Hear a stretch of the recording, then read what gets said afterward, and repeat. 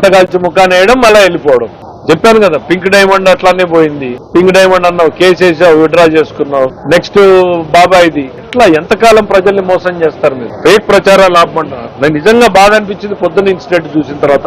TV ఓ 2 నిమిషాలు చూస్తా ఉంటేనే దాని మీద కూడా శవాల మీద పేలాలు ఏరుకునే రకంగా తయారైంది. మరొక్కసారి చెప్పబోయేటువంటిది ఒకటే, అదానీ వచ్చినా ఈ రాష్ట్రానికి చంద్రబాబు నాయుడు నుంచే వచ్చింది. గూగుల్ వచ్చినా చంద్రబాబు నాయుడు. ఇంకా ఇది అండర్ సీ కేబుల్ అంట.